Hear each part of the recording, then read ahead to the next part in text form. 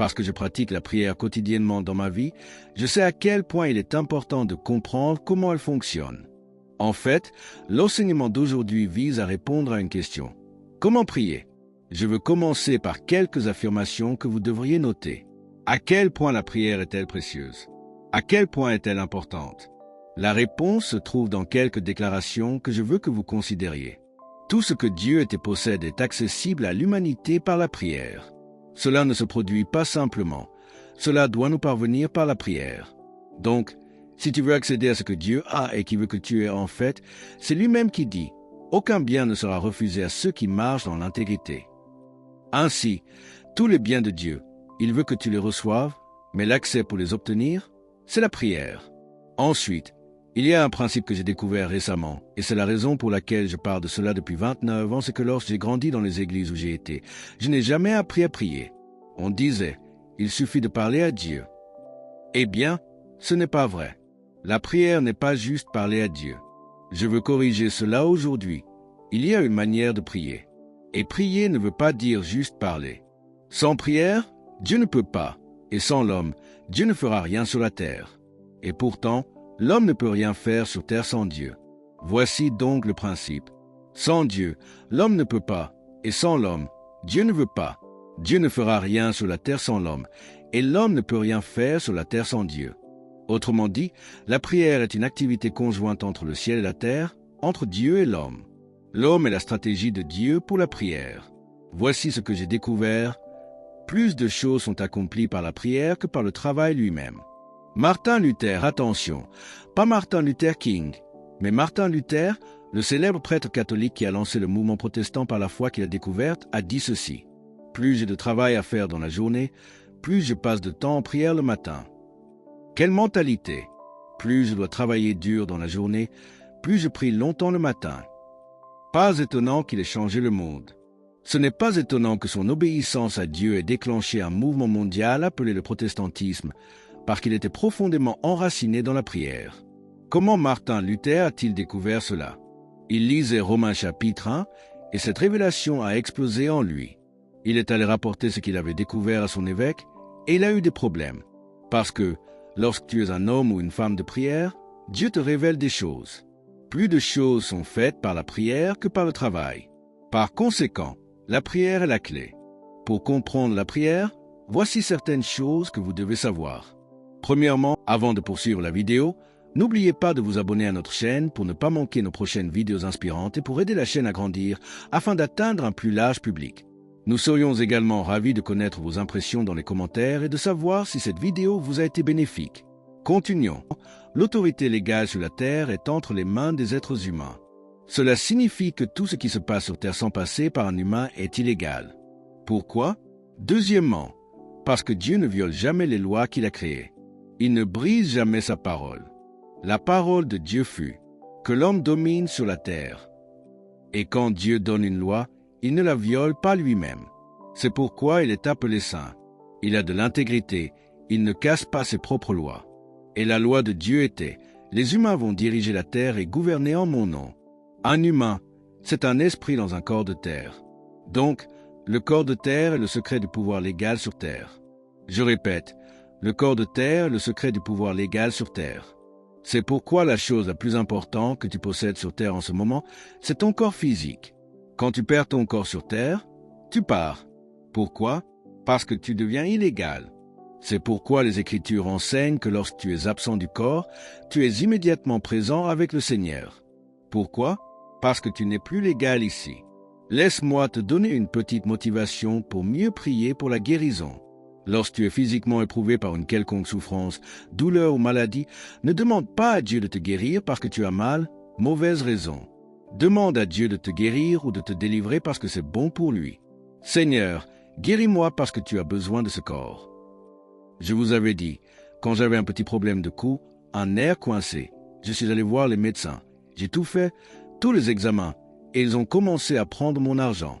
Un jour, j'étais à la maison en train de regarder un comprimé à 90 $. J'ai dit, bon, j'ai un choix. Soit je donne mon argent à Dieu, soit je continue à le dépenser là-dedans. Ton pasteur s'est fâché ce jour-là. Tu te souviens? Je suis venu vous dire que j'étais guéri.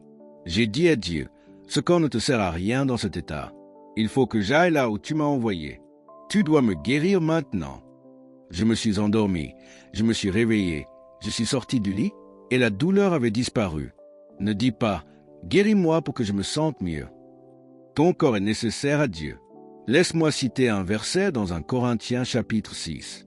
Paul dit, de même que la nourriture est faite pour l'estomac et l'estomac pour la nourriture, le corps est fait pour Dieu. Et voici la partie qui me dépassait. Dieu est fait pour le corps. C'est dans ta Bible. Comment Dieu peut-il être fait pour un corps? Parce que Dieu a créé le corps pour lui-même. Il savait qu'il en aurait besoin. Gloire, Alléluia. Lève ta main maintenant et dis, Seigneur, répare ton accès. Certains parmi vous ne comprennent pas cela. Je vais vous dire pourquoi je remercie toujours Dieu pour la guérison. Je n'attends pas d'être malade pour recevoir la guérison. Parce que parfois, quand tu tombes malade, c'est que la maladie vient juste de se manifester extérieurement. Elle était là depuis longtemps. Alors ne reste pas là tranquille et mignon. Lève ta main maintenant et dis, Seigneur, répare ton vase, même des maladies cachées dans mon corps. Petite croissance, petite chose que je ne vois pas encore, que je ne ressens pas encore, guéris-moi maintenant, au nom de Jésus, pour ton intérêt. Donne-lui une louange. Alléluia, tu me guéris pour ton intérêt. Note ceci. Numéro 3. Rien ne se produira sur terre sans l'humanité. C'est pourquoi Dieu veut que tu restes proche de lui. Il ne veut pas que tu viennes à lui parce qu'il veut juste que tu sois au ciel. Il veut que tu viennes à lui parce qu'il a besoin de toi sur terre. C'est pourquoi Dieu est très attristé quand tu passes ton temps à, comme on disait, flâner, jouer, traîner dans les boîtes de nuit, les discothèques, à absorber des ordures, à perdre ton temps avec des gens qui ne font rien. Il déteste cela. Pourquoi? Parce qu'il ne peut pas t'utiliser. Et il a besoin de toi. Dieu ne t'a pas racheté par pitié. Il t'a racheté parce qu'il a besoin de toi. Alléluia. Je dis que certains ici devraient crier à ce moment-là, vous avez manqué ça. Sa rédemption, c'était pour lui. Gloire à Dieu. Il t'a racheté pour pouvoir utiliser ton accès, car il t'a donné le pouvoir d'influencer la terre. Note ceci. Numéro 4. Dieu ne peut pas intervenir sur la terre sans la coopération d'un humain. C'est pourquoi Dieu utilise des termes de dépendance quand il parle de prière. Il utilise des conditions. Il dit des choses comme « Alors, pourquoi? Parce que si tu ne fais pas ceci, il ne peut pas faire cela. » Il dépend de nous pour faire des choses sur la terre. Numéro 5, très important. L'homme détient le pouvoir de la licence sur la terre. Beaucoup de gens ont du mal avec ce concept, mais c'est justement pourquoi nos prières ne sont pas exaucées, parce que nous avons un problème avec ce principe. Nous croyons que Dieu peut faire n'importe quoi, n'importe quand, n'importe où, à n'importe qui, comme il veut. Permets-moi de faire une autre déclaration. Un Dieu souverain peut souverainement limiter sa souveraineté pour te rendre souverain. Je vais le dire lentement. Prends l'enregistrement. Un Dieu souverain a le pouvoir souverain de limiter sa propre souveraineté pour te rendre souverain. C'est ça. Dieu est assez souverain pour ne pas briser ses propres lois. Seigneur, aie pitié. C'est profond. Dieu est merveilleux. Il t'aime tellement qu'il veut que tu partages son pouvoir. Qu'il ait la domination. Qu'il sache ce que ça fait de régner sur un territoire, comme moi je règne sur l'univers. Je veux que mes enfants ressentent ce que papa ressent quand il est aux commandes. Ok, je vais dire quelque chose de très intéressant. C'est très important. Tu sais qu'ils ont déjà compté plus de 580 millions de galaxies? Je ne parle pas de planètes, des galaxies. Une galaxie est un ensemble de systèmes solaires. Nous ne sommes qu'un seul de ces systèmes. Dans notre système solaire, il y a 9 planètes. Chaque système solaire a un soleil avec des planètes qui tournent autour. Et ils ont découvert 500 millions. Alors, lorsque tu multiplies cela, ce sont des milliards de planètes. Sais-tu qu'ils n'ont jamais enregistré une seule collision entre deux planètes? Suis-moi bien maintenant. Pourquoi rien ne se percute là-haut? Parce que c'est son territoire. Amen. Ô Seigneur, j'ai envie de courir. Dieu a tout organisé là-haut. Mais quand tu regardes ce qu'il a laissé entre nos mains, on ne fait pas du tout un bon travail. Alors il dit, tu sais quoi? Laisse-moi vous aider. Laisse-moi vous aider à ramener de l'ordre sur cette planète. Donne-moi la permission d'entrer et de mettre de l'ordre. De la même façon que je gère toutes ces planètes là-haut. Quand tu verrouilles Dieu dehors, les collisions arrivent. Quand Adam a chassé Dieu du jardin, Alors Dieu a chassé Adam du jardin. Et le premier résultat fut le crime dans la famille. 2 frères se sont heurtés, l'un a été tué. Et nous n'en avons jamais réchappé depuis. Qui tue nos jeunes hommes? Nos jeunes hommes. Qui violent nos jeunes femmes? Nos jeunes hommes. Dieu dit, laisse-moi entrer, s'il te plaît. Pourquoi? Parce que tu n'as pas été conçu pour vivre sans le concepteur. La terre appartient à l'Éternel. La déclaration d'autorité de l'homme sur la terre nous a été donnée par Dieu. Lisons Psaume 115, 15. À ceux qui sont à la maison, ouvrez vos Bibles. À ceux qui nous regardent, ma fille, mon fils au Texas, au New Jersey, Antoine, frère Charles en Californie. Que Dieu vous bénisse. Ils appellent toujours, écrivent, nous racontent ce qu'ils font. Frères d'Argentine, vos gens à Londres ont déjà terminé le culte. Que Dieu vous bénisse. Même des églises en Afghanistan regardent. Donnez-leur une main d'applaudissement. J'ai reçu un email d'Afghanistan. Ils nous regardent en direct chaque dimanche. Un pasteur m'a écrit.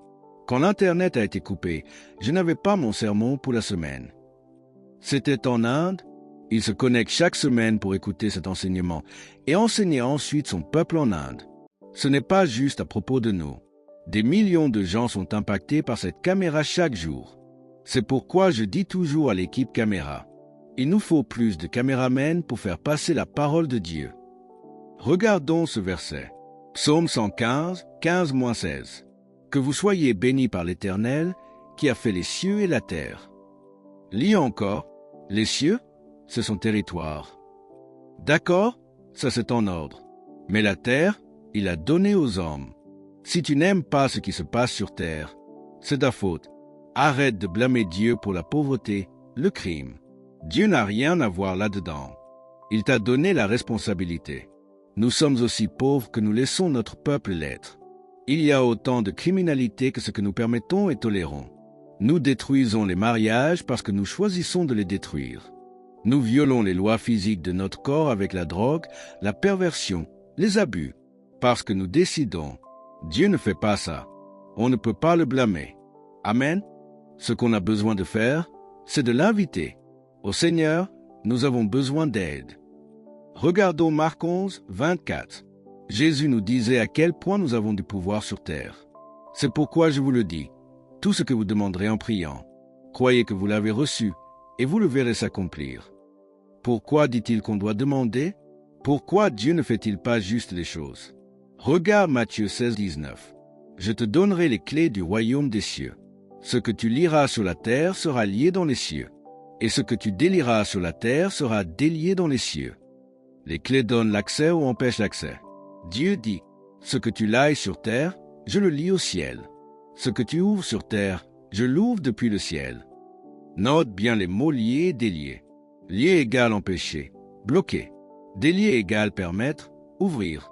Donc ce qui se passe sur terre dépend de ce que tu autorises ou refuses. Dieu ne va pas juste intervenir. Tu dois le permettre. En d'autres termes, Dieu a la puissance. Mais toi, tu as la licence. Dieu a la puissance. Toi, tu donnes la permission. Dieu a le pouvoir. Toi, tu donnes l'accès. Et si tu ne lui donnes pas accès, sa puissance reste au ciel. Voici maintenant ce que je veux dire à propos de la prière. Écris cela dans ta Bible pour ne jamais l'oublier. C'est pourquoi je prie tous les jours, toute la journée. Le mot « prière » est un mot extraordinaire. Le mot hébreu utilisé à travers toute la Bible est le mot « antexus » ou « antexus ». Il signifie littéralement « pétition », un mot très important. Cela veut dire supplier une autorité, présenter une cause devant un juge, soumettre une demande devant un gouvernement. C'est cela que signifie prier. Autrement dit, dans les parchemins les plus anciens en hébreu, ce mot signifie une pétition adressée à un supérieur. Donc, pour qu'il y ait prière, il faut un gouvernement, une constitution, des droits garantis. Tu ne peux pas faire de pétition s'il n'y a pas de loi.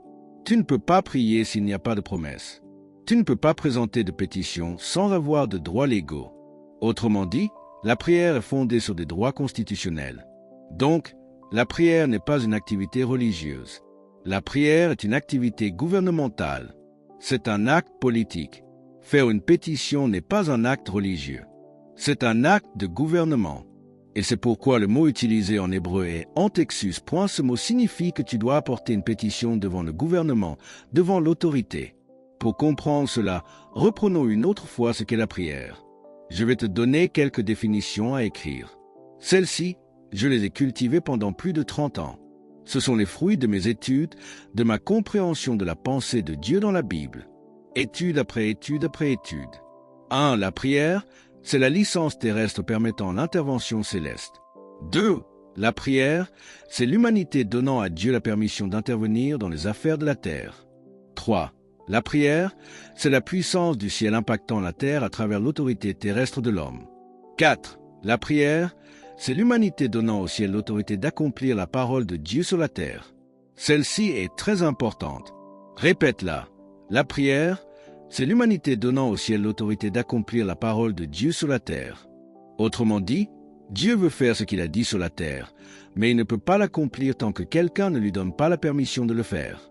Le prophète Ésaïe a dit, « Dieu veille sur sa parole pour l'accomplir. » Autrement dit, Dieu attend constamment qu'un être humain, quelque part, mette sa parole dans sa bouche et la lui renvoie pour qu'il puisse l'exécuter. Alors, Dieu reçoit la permission d'accomplir cette parole sur la terre.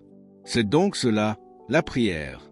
Ce n'est pas venir à Dieu avec tes propres mots, mais venir à Dieu avec ses paroles à lui et lui dire, « Tu peux maintenant les accomplir par l'autorité que tu m'as donnée. » C'est pour cette raison que Jésus a dit, « Le Père ne juge personne, mais il a donné tout jugement au Fils de l'homme. » Pourquoi? Parce que je suis un homme, dit Jésus. Dieu m'a donné l'accès, et je ne dis rien de moi-même, seulement ce que le Père dit. Pourquoi? Parce que c'est tout ce que je veux. C'est pour cela que, lorsque tu rencontres un problème dans la vie, tu ne dois jamais prononcer le problème. Je pourrais prêcher 2 semaines rien que sur ce point. Ton langage est ton problème. La pire chose que tu puisses faire dans la vie, c'est d'écrire ce qui t'arrive. Écoutez-moi bien. Les gens me demandent souvent, « Comment tu vas ?» Je leur réponds, « Je n'ai aucun problème. » Ils pensent que je plaisante. Mais non, je dis cela parce que je veux que cela devienne vrai. Et quand je le dis, ça se produit. La Bible dit que le faible dise, « Je suis fort. » Pourquoi? Parce que l'Éternel est ma force et mon cantique. La Bible dit aussi que le pauvre dise, « Je suis riche. » Pourquoi? Parce que lui qui était riche se fait pauvre afin que je sois enrichi.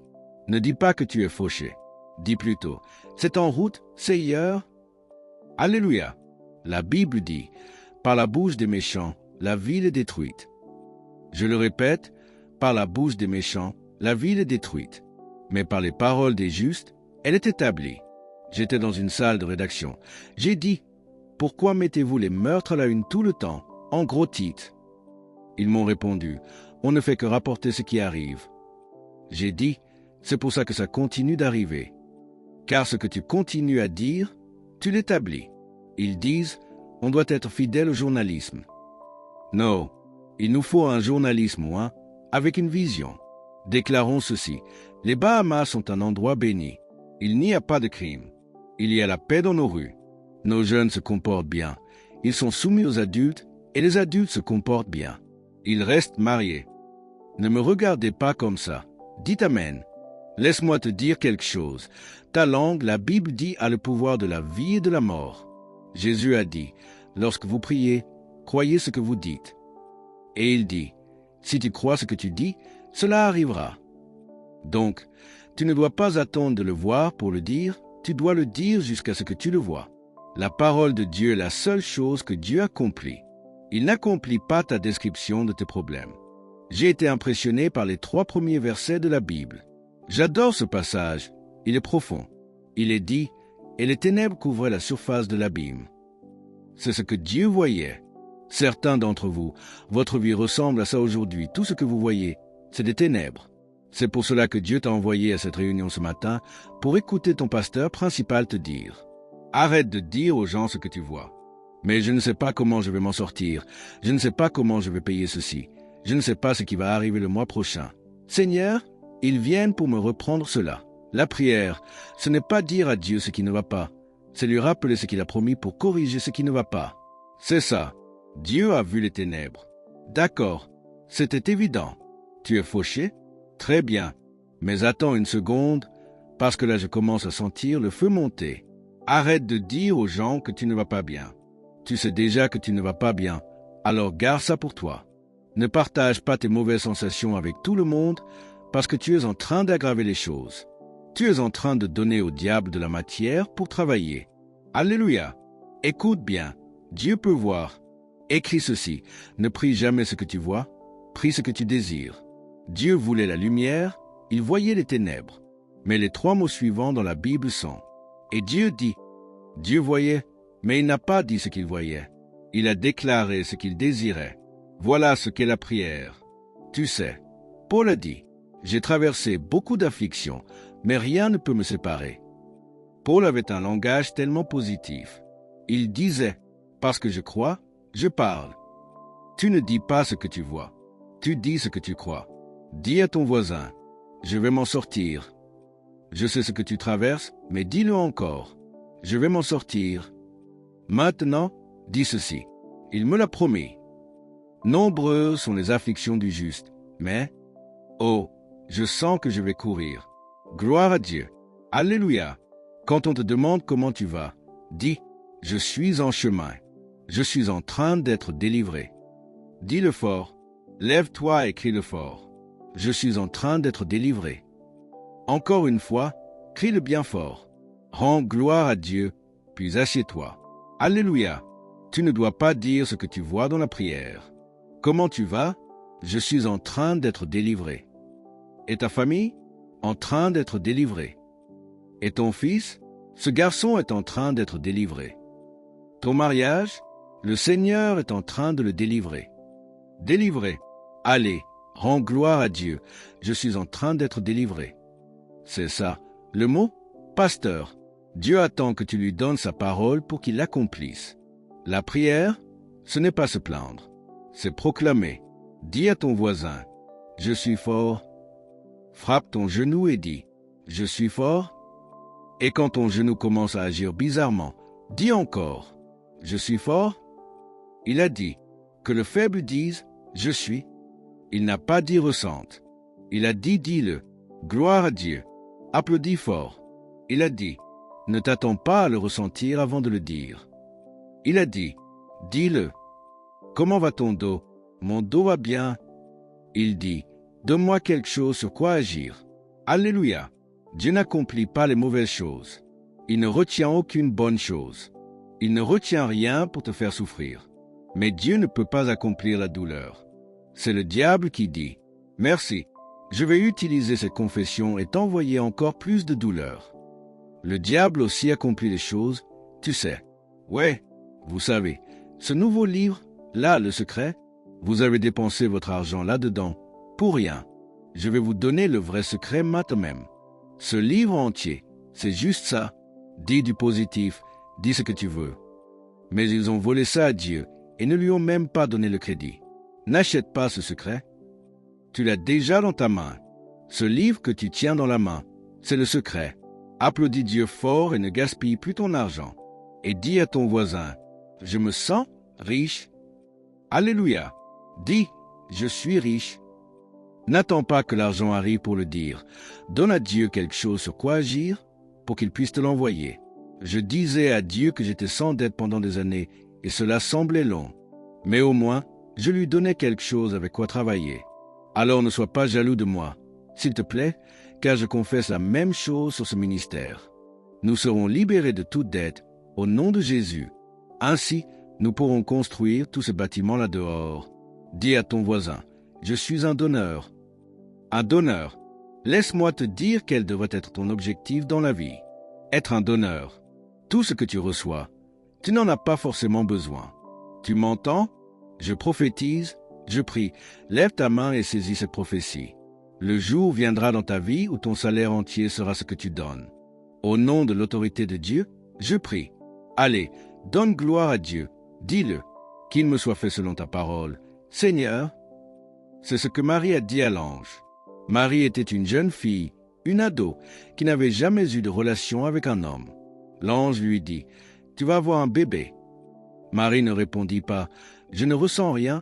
J'ai pas d'homme, ça ne peut pas arriver. Elle a dit, qu'il me soit fait selon ta parole. Lève ta main maintenant et dis, Seigneur, Ceci est ta semaine. Qu'il me soit fait selon ta parole. Ceci est le jour que tu as fait. Je vais me réjouir chaque jour et être dans l'allégresse. Je suis une personne joyeuse. Je suis une personne joyeuse.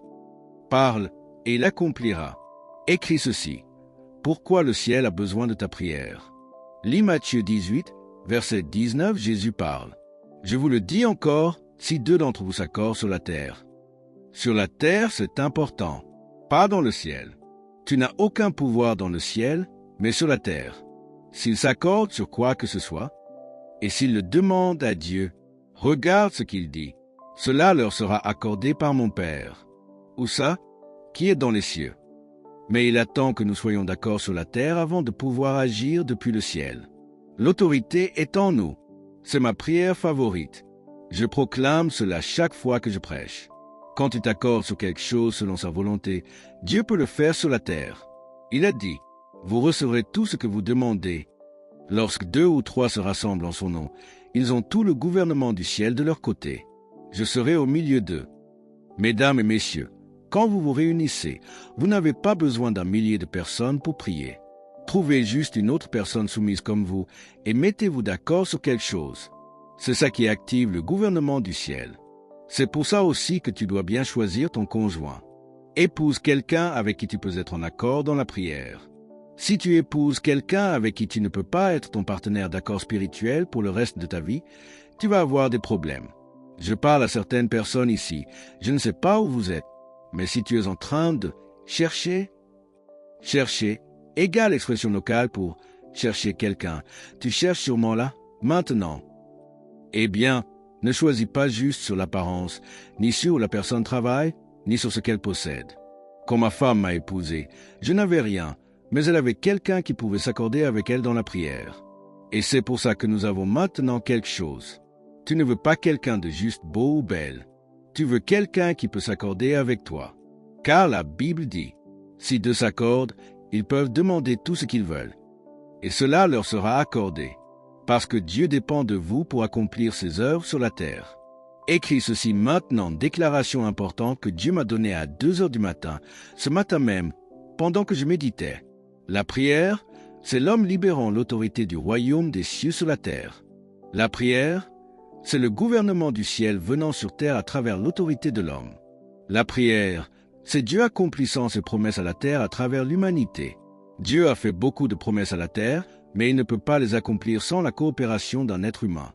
La prière, c'est l'homme faisant des affaires gouvernementales avec le ciel pour l'intérêt de la terre. Le ciel est un gouvernement, le royaume des cieux, et la terre est une colonie. Et Dieu a besoin d'un intermédiaire humain pour transiger ses affaires sur la terre.